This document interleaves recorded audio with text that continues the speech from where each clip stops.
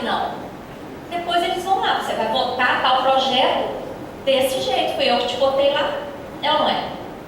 Então, a classe política financiada pelos bancos e grandes conglomerados, que no fundo é uma coisa só, já assumem o mandato vendidos, comprometidos com aqueles que financiaram o seu mandato. Alguém tem alguma dúvida disso? Citigroup financiou o banco. O Citigroup financiou o banco. Financiou. E aí? Então, ele recebeu 2,5 trilhões do FED. Exatamente. Então, essa é outra coisa que precisa ser discutida, porque muita gente é contra financiamento público de campanha, e hoje o financiamento já é público. Só que é corrupto, distorcido, né? Toma lá da cá. Antecipadamente ele tem a cara de privado, porque o setor privado vai lá e adianta alguma coisa, mas depois ele vai receber aquilo muitas vezes, de várias formas, né? Então, o sistema da dívida precisa da corrupção por 2 motivos. Primeiro, porque muitas das medidas que estão passando aí, algumas são legais, outras não. E precisa da corrupção para fazer o trabalho sujo. E a corrupção serve ao modelo de outra forma. A corrupção de varejo serve para dominar a grande mídia, para que as pessoas não tenham condição de perceber a mega corrupção institucionalizada que leva metade do orçamento todo ano. Então a corrupção de varejo serve de cortina de fumaça. Os jornais estão sempre com uma corrupção de varejo, vocês já perceberam? É o mensalão, o mensalão, que é considerado aí o maior caso de corrupção. Qual foi o valor do mensalão mesmo? Comprovado? Não chegou a 300 milhões. Não chegou a 300. Chegou a quase 200, uma coisa assim. Você sabe, ano passado, por dia, quanto foi para a dívida? Mais de 2 bi por dia. Foram mais de 10 mensalões por dia para a dívida. Né? Então, isso é importante a gente citar, porque dá uma dimensão do que nós estamos falando. E a grande mídia, né? Que não divulga nada, por exemplo, do que nós vamos falar aqui hoje. Então, gente, esse sistema, ele está integrado, né, em todas as áreas, na área política, econômica, né?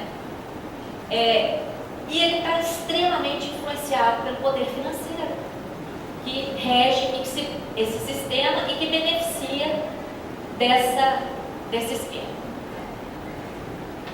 Bom, o Brasil, nós vivemos um grande paradoxo no nosso país, porque o Brasil não é qualquer país. Né? O Brasil é o 7º país mais rico do mundo. Nós somos a 7ª maior economia mundial. No entanto, 7º. Ano passado éramos a 6ª. Aliás, em 2012 éramos a 6ª. Em 2013 a 7ª. Agora nós temos que esperar os outros países divulgarem o PIB para ver esse 2014 em que posição. Ano passado a ONU divulgou um relatório que analisa o índice de desenvolvimento humano. O Brasil está em 85º lugar no IDH. A Líbia estava em paralelo. Pois é. É incompatível. 7ª maior economia do mundo, 85º no ranking dos direitos humanos, né? Nós temos uma das piores distribuições de renda do mundo. Somos o penúltimo no ranking da educação. Eu queria ressaltar isso, Porque todos nós sabemos que a educação é a base de tudo, inclusive da cidadania. Nós somos o 128º no ranking do crescimento econômico. Lanterninha do mundo do crescimento econômico. Apesar desse potencial, 7ª potência mundial. Gente, tá na cara que tem algo errado, né? Tá na cara. É claro que esse paradoxo tem razões históricas, vem desde o processo de colonização, mas nas últimas décadas, o principal responsável, o nó que amarra o nosso Brasil, é a dívida pública. Esse gráfico, que mostra o orçamento de 2012 consolidado, porque o de 2013 ainda está saindo, né? Mostra que em 2012, mas não vai mudar muito não, as proporções são as mesmas. Para juros e amortizações, foram 43,98% dos recursos. Para saúde, 4,17%. Para educação, 3,34%. Para reforma agrária, que foi comentado aqui, organização agrária, 0,11%. Você tem que multiplicar por praticamente 10 para chegar a 1%. Tá? Por que a grande mídia ataca tanto a Previdência? Não tem uma semana que não se fala do rombo, do déficit, né? Que aliás não existe. A Previdência está inserida no tripé da Seguridade Social, Previdência, Assistência e Saúde, que é altamente superavitária. Ano passado sobraram 2012, sobraram 71 bilhões de reais na Seguridade Social. O que nós tínhamos que estar discutindo é a melhoria dos proventos dos aposentados, a melhoria da assistência social, a melhoria da saúde. Mas para onde vai esse superávit da Previdência? Vai todo para a dívida. E por que a grande mídia, apesar dessa sobra de recursos na Seguridade, por que a grande mídia fala do déficit? Como é que eles inventam esse déficit? Eles olham apenas a contribuição do trabalhador retirada da folha de pagamento e comparam com todo o gasto da Previdência. Eles não olham a contribuição, a COFINS, contribuição para o financiamento da Seguridade Social, que está embutida em todos os preços e que é paga por nós. Eles não somam as outras contribuições. E falam no déficit por quê? De onde que eles querem tirar mais recursos? Da reforma agrária, que está com 0,11? Da educação, que está só com 3? De onde que ainda dá para tirar recurso, gente? Ainda dá para tirar recurso daqui, ó. E eles não estão satisfeitos com a metade do orçamento. Eles querem mais, muitos querem tudo. Então, por isso que fazem tanto ataque à Previdência. Tá? Bom, esse gráfico aqui já dá um dia de debate, né? Daqui a gente consegue entender, por exemplo, por que o Brasil, onde é que estão as descobertas brasileiras? Por que os cérebros brasileiros acabam indo para a Alemanha, para o Japão, para os Estados Unidos? Por quê? Olha o investimento em ciência e tecnologia aqui, 0,34%. Então, gente, é um país amarrado, com potencial imenso, com um povo maravilhoso, que aliás gostam de chamar de povinho, também não é à toa, é para baixar a autoestima de todo mundo e botar todo mundo humilhado. Um povo maravilhoso, solidário. E por que não deslancha? Porque falta conhecimento. Então é nisso que a Auditoria Cidadã tenta ajudar, porque o povo brasileiro é boicotado com esses dados. O ex-presidente da República anunciou que a dívida estava paga.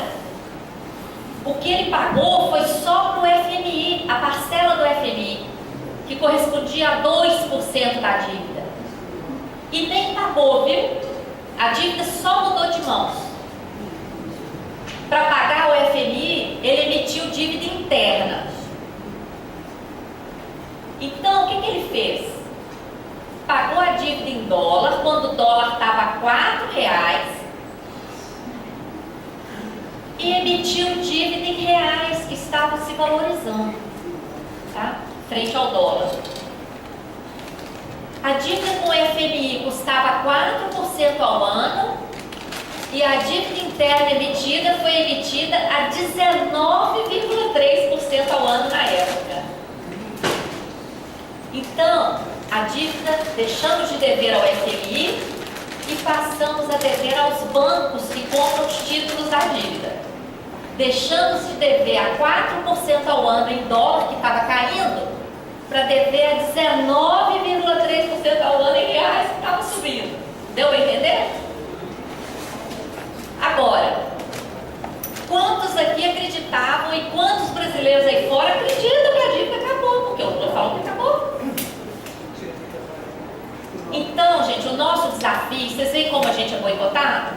Isso não é gratuito. Quando você acha a dívida foi paga, quantas pessoas vocês acham que viu esse cartaz para vir aqui hoje e falaram, não vou lá não, a dívida já foi paga, por que eu vou lá ter debate de dívida? Entendeu? Bom, e o orçamento de 2014, desse ano agora? Vocês sabem quanto é a proposta do orçamento de 2014 para a dívida? 1,2 trilhões de reais. Pela primeira vez passa de 1 trilhão para a dívida. E as outras proporções são mais ou menos as mesmas, tá? Como eu sei que nesses debates a maioria geralmente é servidor público, eu coloquei aqui o que o projeto de lei orçamentária de 2014, que agora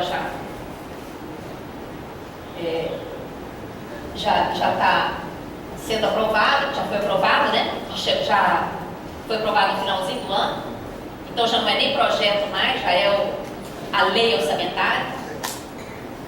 Ela prevê uma queda dos gastos com o pessoal, tanto em relação à receita corrente líquida, quanto em relação ao PIB. Então, a receita corrente líquida do país cresceu, o PIB cresceu, e o gasto com o pessoal não acompanhou a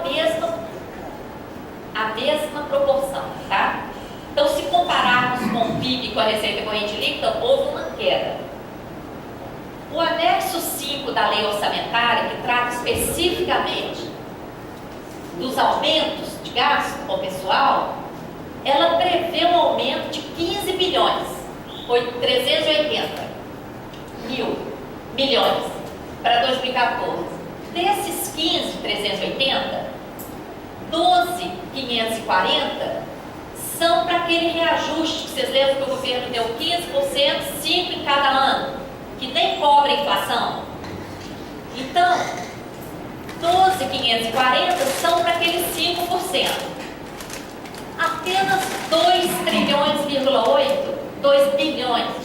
bilhões, são destinados a novas contratações, novos concursos. Então, isso aí já mostra que a campanha salarial vai ser muito difícil, porque não há previsão para aumento além dos 5%. Tá? O salário mínimo está tendo um reajuste de apenas 6,6%, praticamente empatado com a inflação. Né?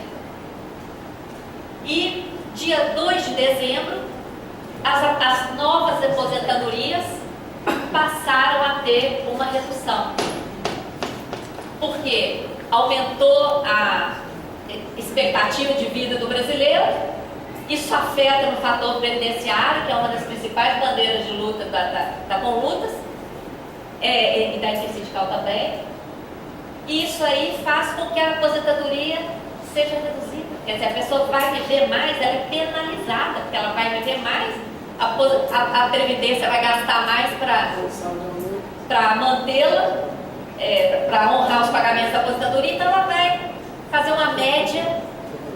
Quer dizer, isso, gente, é uma injustiça com o trabalhador brasileiro e não precisava ser assim, como eu falei, a Seguridade é altamente superavitária, né? Aliás, em relação ao fator previdenciário, cabe aqui um parêntese também. Vocês sabem que o Congresso chegou a derrubar o fator previdenciário, né? Vocês sabem? O Congresso chegou a votar o fim do fator previdenciário, lá na Copa de 2010. E o Lula vetou no dia da estreia do Brasil na Copa. Vocês se lembram disso? Nós não podemos esquecer essas coisas, não. Hein? Esse ano é ano eleitoral outra vez. Pode passar. Bom, não é? Ah, vai vir muito mais. Bom, a conjuntura no país, então, gente, é essa. A dívida absorvendo a maior parte dos recursos e aí não tem dinheiro para investimento, né? Vocês concordam? Como é que vai ter dinheiro para investimento com 42% do orçamento sendo engolidos pela dívida? Isso justifica, acaba justificando esse modelo insano de privatizações.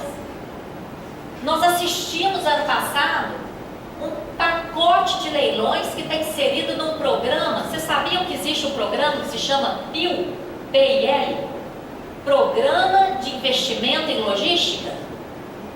Aqui no Brasil pouco se fala desse programa, mas lá nos Estados Unidos, no seminário, isso aqui é o cartaz em inglês, ó, de um seminário realizado em Nova York no finalzinho do ano passado, contou com a presença no auditório do Goldman Sachs, que é um dos bancos responsáveis pela crise dos derivativos lá nos Estados Unidos.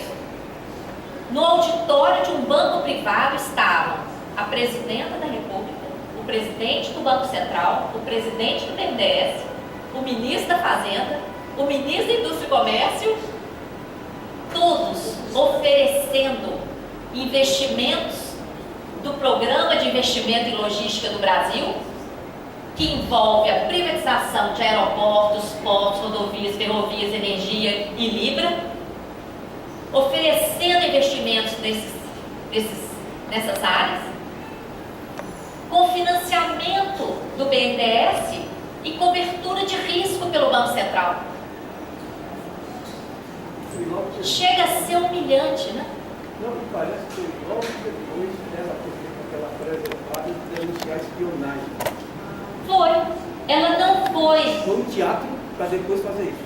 Ela não foi no jantar lá do oficial, mas fez muito pior. Foi no auditório de um banco privado. Autoridades desse nível, gente, só são recebidas em espaços públicos.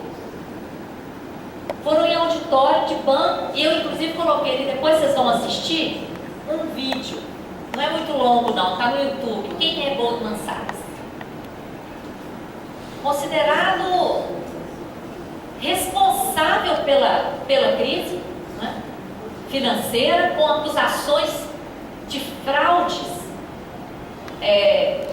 tremendas, comprovadas, inclusive, algumas já julgadas. E as nossas autoridades lá no auditório, oferecendo o país numa bandeja, né? Isso aí foi noticiado pela Bandeirantes, que participou da Rede Bandeirantes do Brasil, que participou disso aí. Se vocês entrarem com esse nome aí, ó, The Brasil, vocês vão acessar até os vídeos do presidente do Banco Central oferecendo e tudo mais. Bom, esse diagrama vai dando um toque de cada vez, Hélio. Esse diagrama mostra, ó, nós estamos aqui, nós somos a sociedade e nós financiamos o Tesouro Nacional pagando tributos, né? Mais um. Nós deveríamos ter de volta os serviços públicos, né? Mas por que não temos? Por que temos que recorrer a plano de saúde privado, escola privada, transporte, etc? Porque a parte mais gorda vai para a dívida, juros para os bancos, né? Os bancos devolvem um pouco para o Tesouro na compra de novos títulos, né? Melhor negócio do mundo, o juro mais alto do mundo. e devolve um pouco para a sociedade oferecendo crédito, né? Quem nunca recebeu uma mensagem no celular? Crédito, né? À disposição. Por que eles oferecem com tanta generosidade? Porque porque volta para eles muito mais gordo, né? Com juros, spreads e etc. Os bancos investem principalmente em operações de especulação e quando eles têm prejuízo, o tesouro vai lá e salva. Não é assim? Então, isso aí é um resuminho para mostrar como a dívida está afetando a nossa vida. Tá? E o núcleo baiano pode utilizar isso aqui, fazer uma animação, colocar em lugares públicos. Isso aqui é uma coisa que todo mundo entende, né? Como que a dívida, que às vezes a grande mídia e etc. faz parecer uma coisa distante, né? Parece que a dívida pública é uma coisa distante. Não, é diretamente ligada à vida de todos nós, né? Bom, nos últimos anos, os gastos com educação e cultura ficaram aqui, enquanto aquele gráfico de pizza reflete um ano, esse aqui reflete uma projeção desde o início do Plano Real. Os gastos com educação e cultura, ó, nunca passaram de 50 bilhões. Os gastos com saúde nunca passaram de 80. Pessoal e cargos, que eles gostam de colocar o pessoal como bode expiatório, nunca passou de 200 bilhões. Olha lá o gasto com a dívida. 2014 vai 1 trilhão, vai furar o teto, né? Pode. E que dívida é essa, gente? Quanto tempo ainda tem, Orival?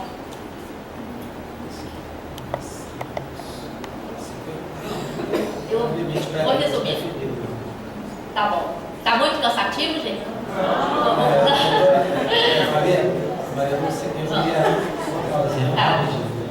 Eu gostaria de registrar a presença de Géa Santana, vice-presidente do ANDES, Sindicato Nacional. E gostaria também de apresentar os grandes apoiadores nossos. Esse aqui? Ou o seu? Só para o pessoal relaxar um pouco, gostaria de avisar para vocês que esses cadernos estão aí à disposição de fora, e esses livros aqui para venda, que fala tudo sobre a auditoria da dívida pública. E avisar para o plenário que nós vamos sortear 3 livros aqui ao final do debate. Ótimo. Então fiquem até o final para ganhar livros. Bom, gente, que dívida é essa? Vocês sabem que foi realizada uma CPI da dívida recentemente, 2009, 2010, na Câmara dos Deputados. Pouca gente tomou conhecimento dessa CPI, porque, de novo, a grande mídia abafou. Essa CPI foi uma iniciativa do deputado Ivan Valente, do PSOL, que foi o autor de um requerimento. Conseguimos, nós, da Auditoria Cidadã, com todas as entidades que nos apoiam, coletamos as assinaturas dos parlamentares e conseguimos aprovar a CPI da dívida. Eu consegui ser requisitada da Receita, onde eu trabalhava, para trabalhar nessa CPI. Processo muito difícil, mas valeu a pena porque nós tivemos acesso a muitos documentos. E entregamos um relatório muito importante que está na CPI, está no Ministério Público há 3 anos e meio e que precisa muita pressão popular para que essa investigação prossiga, né? Na época da CPI, nós pedimos os contratos que justificassem esse enorme crescimento da dívida externa brasileira, que na década de 70 cresceu de 5 para 60 bi. Em 1970, a dívida externa era apenas 5 bilhões de dólares. Em 80, ela já estava chegando em 60 bilhões de dólares. Ela cresceu, se multiplicou por 12, não é? em uma década. Nós pedimos os contratos que justificassem que todos os livros que vocês pegarem falam do milagre brasileiro, né? O milagre entre aspas, né? Então, nós pedimos os contratos. Os contratos que o Ministério da Fazenda nos encaminhou na CPI não comprovam nem 20% desse estoque. Eu pergunto para vocês, e os outros 80%, como é que eles foram gerados? Lembra lá no início da palestra que eu falei que as dívidas são geradas? Como é que foram gerados esses outros 40 e tantos bilhões de dólares? O contrato só tem de 18, não chega a 18 bi. Colocando Itaipu, colocando tudo aquilo lá da década de 70. Tá? Bom, então a dívida inicia na década de 70 com uma parte totalmente sem transparência. Na década de 80, vem uma tremenda crise, porque essa dívida que foi feita na década de 70 foi feita com as tais taxas flutuantes. Elas eram aparentemente baixas, chegavam em torno de 5% ao ano, só que essas taxas eram controladas pelos grandes bancos credores, que comandavam o Fed nos Estados Unidos e a Associação de Bancos de Londres. Esses mesmos bancos privados elevaram essas taxas de 5% para 20,5%. O que acontece? Você pegar um empréstimo a 5% ao ano e depois aquele empréstimo é 20,5% ao ano. Quebra. Então, a crise da década de 80, ela foi provocada também pelos bancos. Para financiar um projeto Guerra nas Estrelas. Que também, né? Que elevaram absurdamente essa taxa de juros. E aí, diante da crise, o que acontece? Toda a dívida externa do setor privado, inclusive dívidas contraídas por bancos, por multinacionais, por grandes empresas de comunicação, todas essas dívidas privadas foram transformadas em dívida do Banco Central. Vocês estão vendo quando a gente fala ausência de contrapartida da dívida? Nós não estamos inventando, não. Dívida privada, o que nós teríamos que ver com essa dívida privada? Teoricamente nada, mas isso tudo virou nossa dívida. Nós assumimos. O Banco Central assumiu essas dívidas. Depois, a dívida continuou crescendo porque a taxa de 20% não baixava. Na década de 90, há uma suspeita de prescrição dessa dívida com bancos em 92. Gente, o que é uma dívida prescrita? Morta. Dívida prescreveu? Morreu. Isso aí é uma incógnita ainda, mas há fortes suspeitas, porque o histórico da dívida externa brasileira até então era idêntico no Brasil, na Argentina, no Equador, no Peru, em quase todos os países latino-americanos. Era praticamente idêntico o processo de dívida externa. E no Equador, com a auditoria oficial, nós tivemos acesso a essa comprovação de que houve prescrição e o documento de renúncia à prescrição. Maior crime contra o país, uma renúncia a essa prescrição. Nós suspeitamos que o mesmo tenha ocorrido aqui em Brasília, porque houveram várias negociações secretas que não passaram pelo Congresso Nacional nessa época. Isso ainda é uma tarefa para a auditoria. E essa dívida, muito provavelmente prescrita, em 94 foi transformada em títulos da dívida. Os títulos Brady. Vocês já ouviram falar dos Brady? Há pouco tempo saiu no jornal comemoração de 20 anos dessa negociação Brady. Olha, uma negociação feita em Luxemburgo, paraíso fiscal, totalmente sem transparência. O Brasil não recebeu um centavo, pelo contrário, ainda teve que comprar garantias colaterais, comprar título da dívida americana para realizar essa operação. Transformou essa dívida contratual, provavelmente prescrita, em títulos que depois serviram de moeda para comprar nossas empresas privatizadas. Então, vocês estão vendo como a dívida se relaciona com toda a história político-econômica do país? Foi aqui na década de 90. E aí, a dívida continua. Essa pequena queda que vocês estão vendo aqui é o pagamento antecipado ao FMI, que já falei como que foi, e também resgates antecipados com pagamento de ágio. O que é isso? Nós descobrimos na CPI que títulos da dívida externa que ainda iriam vencer dentro de 10, 15 anos foram resgatados antecipadamente